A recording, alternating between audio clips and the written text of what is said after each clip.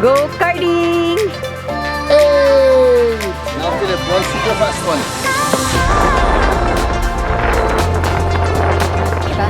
I think so. A Spanish cuisine. Sinira namin lahat kasi 10 years na kami. Okay, parang pwedeng pag-isa.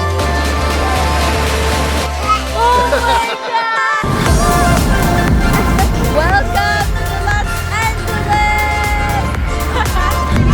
Oh my God! Wow! Cold right now.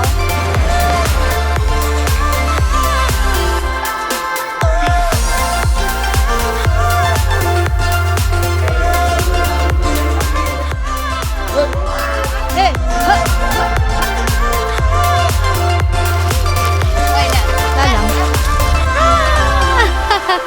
Oh, ang galing ah! Oh no, that's Lola. Lola. I really like this one.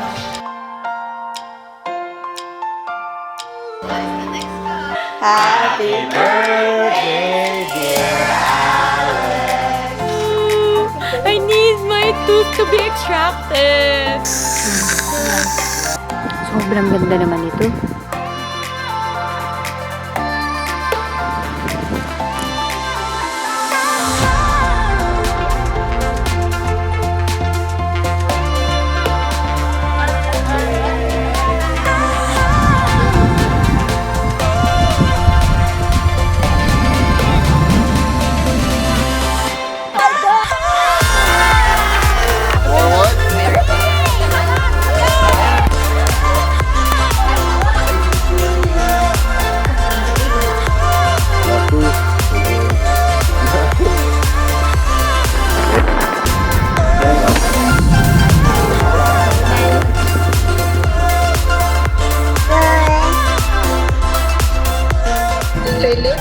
Peralejo-Bonifacio.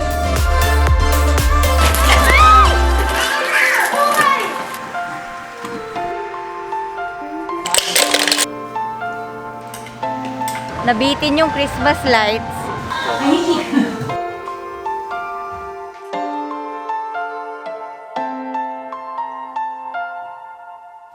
Hi everyone! Merry Christmas and a Happy New Year! Okay, it's going to be just a few days before we hit 2021. I know we're all so tired of 2020. It hasn't been a great year. What I'm gonna do with you guys, it's gonna be a different kind of vlog. Itong vlog na to, ay yayayain ko kayo. I'm going to invite you to do an activity with me. Get a pen and also your paper, notebook, your journal. Because I'm inviting you guys to come and reflect with me. This is something that I've learned through my spiritual family or my church, and they have certain prompts like, what are you grateful for this year? So, ano yung top 10 highlights of the year? And so, maybe after this vlog, or if you want, with your own families as well, mga kapatid nyo, nanay at tatay nyo, isama nyo lahat yan. So, I have a note-taking apps on my phone, and what I would do is from January to December, nililista ko yung mga highlights ko, mga things that I don't want to forget about, deliberately putting it down, at least hindi ba siya makakalimutan. And what I do at every end of the year is I look at that list and grab some photos from my external hard drive and turning them into a presentation. I would love to see what you end up making. Please do tag me. I am on Instagram, I'm on Facebook. Please tag me if you do yours, and I want to know. But for now, what we're gonna do is you just have your journal and your pen and go answer with me, because I'm going to be answering some of the templates right now, and it will be so fun if, like, let's say, habang dinadaanan ko tong mga to, sinasagot nyo rin sila dyan sa comment section below. Okay ba yun? Okay. Okay, so start tayo. First prompt.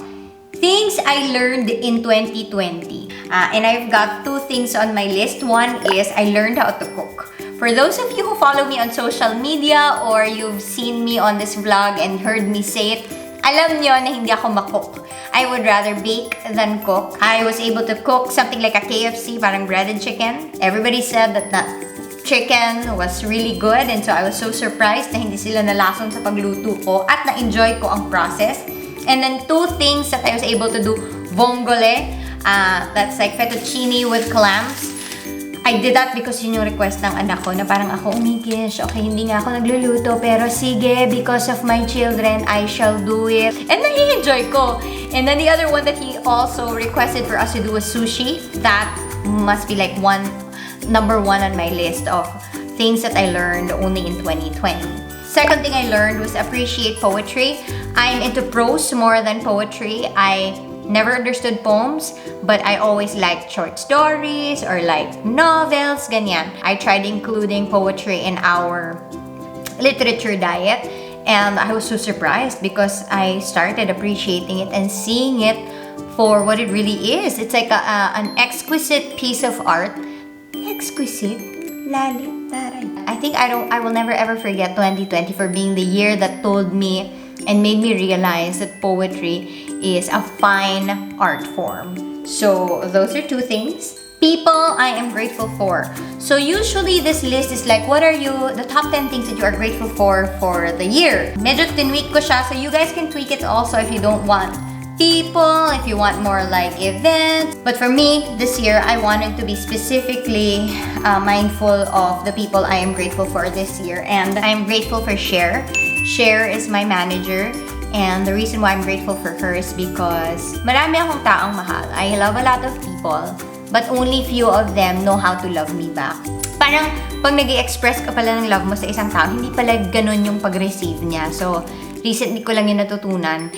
And so, I also am learning that, while a lot of people say that they love me, they don't really quite know how to show it according to the way that I am able to receive love. And that's one of the things that makes me super, super grateful to share for. The other people on my list are people that parang they're fairly new in my life, but I've acquired such a deep relationship with them during this year because of certain problems, issues that, forced me to knit hearts with them.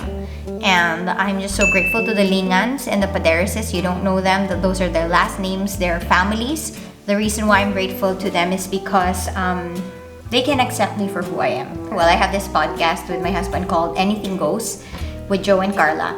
And there was one question there that we answered from a letter sender, an email sender. If you could share a song to us that would make us know you more, what would it be? And then I realized I wanted to share the song, How Do You Solve a Problem Like Maria? Na-realize ko lang this year na I'm not a mainstream kind of person. Parang yung mga gusto ko sa buhay, laging hindi yung most common things in life also na gusto ng lahat. And so I'm always sticking out, different, and misunderstood also. But then, this is also the reason why I'm super grateful for people who can get who I am. Another, of course, I'm super grateful to my children because I think I know how to enjoy life more because of them. They are also more of teachers to me than they are students. They just bring so much life to me. Isa sa mga pinaka-grateful ako about when it comes to my children is that, how kids are so innocent and are so easily forgiving na parang I'm not a perfect parent and I'm pretty sure that, I've done so many things to them that are unkind, that are harsh. They remember more of the things that I would do that would show them love more than the things that I do that, actually bring pain upon them or bring unkindness into their life. And so for that, I'm so grateful. To be loved so innocently and so purely by children is such a healing thing in my life, and I'm so grateful for it. Ang sarap lang na may mga tao na hindi pagkakamali mo yung biggest thing para sa mata nila. I'm grateful also to my husband because he is such a glue in our family and such a glue even for my life. I've gone through so much in the last 3 years, and I don't think that I would have survived it if my husband was not my husband. He's so confident and he's so full of God, full of His Word, full of His light. Through the ups and downs of his wife, he was always someone who spoke both truth, love, and always spoke faith and hope upon me. It's such an amazing covering that I'm getting from my husband na feeling ko I'd be in a worse place kung hindi siya ganun. So I really am grateful for him. Last on my list would be my older siblings. I was stuck in America for 6 months and living with my kuyas and my ate again, the way that I would live with them before in the same house. Nung magkakasama pa kami bilang magkakapatid, parang naramdaman ko lang all over again how it is to be a kid. I mean, we were stranded for 6 months, but they didn't even want us to pay anything. They loved serving us and providing for us the whole 6 months that I was there, and I'm just floored by it, and I just felt so loved, and I just felt like a kid talaga. Di ba iba yung feeling na yon na pag matanda ka na feel mo ulit na parang bata ka ulit. That's why I'm so grateful to them for just being amazing older siblings. Also, even my in-laws na parang akala mo talagang kadugo rin namin talaga sila because of how much they love me and my entire family. Okay, this is fun. Best read, best watch, best listen. So 3 things. So you can go ahead and answer my last prompt, yung sino ba, who are you grateful for? But you can also do this, best read, best watch, and best listen. So best read, Blue Lights by Joan Didion, Consider This by Karen Glass, and Every Good Endeavor by Timothy Keller. Joan Didion is more of like a memoir, and it is especially talking about her loss, her grief, and her loss of her only child. I think that's one storyline that I'm always interested about. That gets me bawling. I always cry when I read stuff like that. Plus the fact that Joan Didion is an amazing writer. So parang isa sa mga naging pangarap ko this year na sana maging kasing galing niya ako magsulat. Kasing galing ako ni, gusto ko maging katulad niya when it comes to writing. Consider This was a book that made me understand classical education more and the Charlotte education more. So for those who are homeschooling and you are interested about those methods, Consider This is an amazing, amazing book. Every Good Endeavor is Timothy Keller, and he talks about work. We are really created with work in mind. And when I talk about work, it's not only paid work, but everything, like even just, working on the home, working to raise children, child reading, that's work also. So parang all forms of work, and why there's something in us that cries out for meaningful work. And so, that book is something I highly recommend if you want to have a better perspective of work in the coming year. Just go and get Every Good Endeavor. Best watch, Reply 1988 and Chicago Typewriter. This is the year that I have fallen in love with South Korean media, and they're just so good. And now all of my favorites are mga K-series. Even the movie Parasite, I think that's included in like my best watch also. Galing-galing talaga ng movie na Parasite. So all from South Korea, amazing. Best listen, ito ko, South Korea na naman, BTS. Dynamite. Yan, tsaka yung favorite ko. And then also, Drawn to You, and this is the singer. Yes. Thank you so much. After everything I have, after everything I've lost, ang may lyrics ko. Lord, I know this much is true. I'm so drawn to you. I love that song because I think that speaks so much of my journey this year. Ang dami nang nawala. Ang dami ko ring nagain.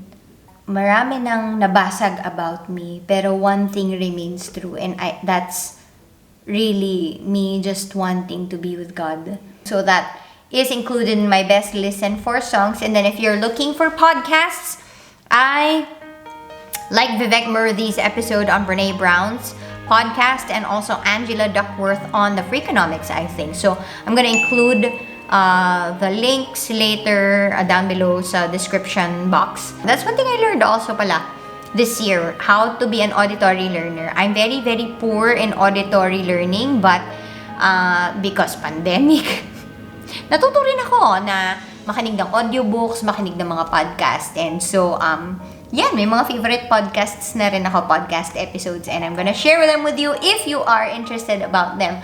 But in the meantime, you guys put it there in the comment section below. Best read, best watch, best listen. What is that for you for 2020? Go comment na kayo ngayon. Life lessons for 2020. So I have here 3 things. One is, na-realize ko na when someone is in pain or when someone is having such a tough time, nag-e-evolve yung issue mo from not wanting the pain and wanting to get out of the pain to asking, why would you allow me to be in so much pain? And so it becomes a question of relationship.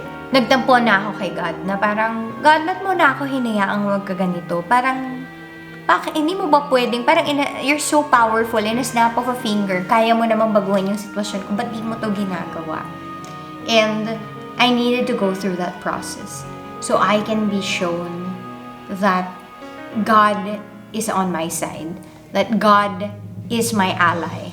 When someone is in extreme pain, you begin to question the relationship pala. And that becomes the most painful thing to you, that you feel alone. Second thing I learned for this year is that the calling is not as important as the caller. I am a firm believer that God calls us to do many things and that there are specific callings in our lives. This year was the year when I learned na at the end of the day, kahit hindi ko magawa out of fear or out of like my own issues, He will not take it against me. He sees me for who I am. He knows my context, and so He's not gonna take it against me. And at the end of the day, what is most important is that I have recognized the caller. I am still connected to the caller. And it's such a comforting thing to know. That's the point that we are after, more than you fulfilling your calling in life. Mama. Yes! Mama. Third thing that I learned for this year is that how to be unapologetic about myself. Like I said earlier, I'm not like everybody else. I don't think like everybody else, and so I have a tendency to be not in harmony with a lot of people. I shouldn't be shamed for it, and I should not be apologetic for it. Instead, to embrace it na ganito ako and find my place in the larger community. I'm learning how to be grateful that God has made me to be the person that He really has made me to be. Also kayo, ano naman ang inyong mga life lessons for 2020? Go pour everything, your entire heart out there sa comment section below. I really want to know.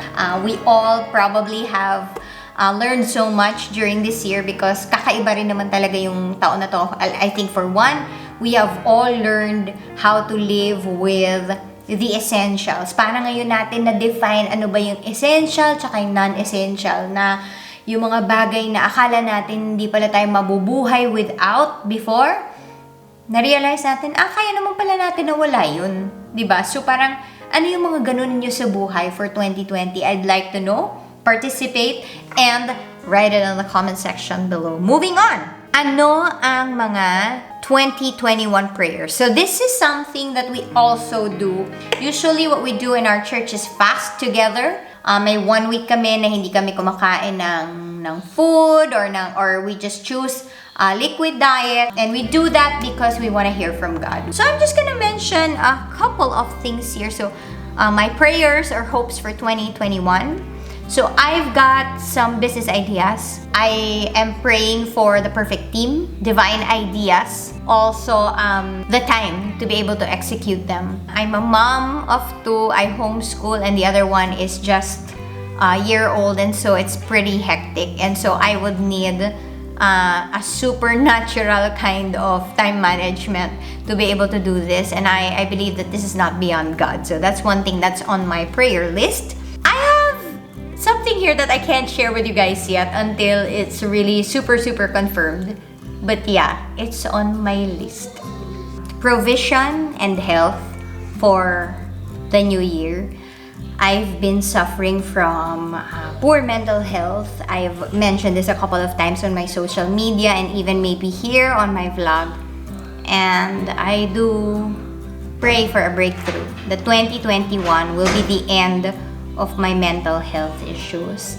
Even the ailments that I have, I am praying and hoping that God would heal me completely. I'm declaring that peace will be upon my body and my mind and my soul and my spirit, and gain peace with people that I've had an encounter with for this year and last year. Generally, forgiveness, and also me being forgiven by people I've offended. Provision. Sino ba namang hindi may gusto ng pera? I'm declaring, and that's my hope and prayer for 2021, that for everything that we will need in the coming new year, God will provide abundantly. I'm asking that for my 2021. Lord, give me a year of abundance. You guys, what are you praying for 2021? Please go all out. If you want 10, go. Kung gusto nyo 20 on your list, lagay nyo na sa comment section below. And we are almost done because we are down to the last prompt. And this is a big kind of prompt, and I hope you guys will answer also. Who has God been in your life for 2020? For me, here's my answer. One is that an ally. This year's when I felt it the most. Ang kailangan ko pala ng kakampi. Na kahit hindi pala niya ibigay yung gusto ko, hindi ibig sabihin hindi niya na ako gusto. May mga rason siya na hindi ko maiintindihan, but His ways are higher, better, unlike ours. So that's one. I've also learned God has been my healer this year. There are some markers on my thyroid tests that were really bad before, or at least hindi suboptimal, but at least my autoimmune markers are no longer there, and I'm healed from it. Thank you, Lord, for doing that. He is my healer. God is my keeper, and He is yours too.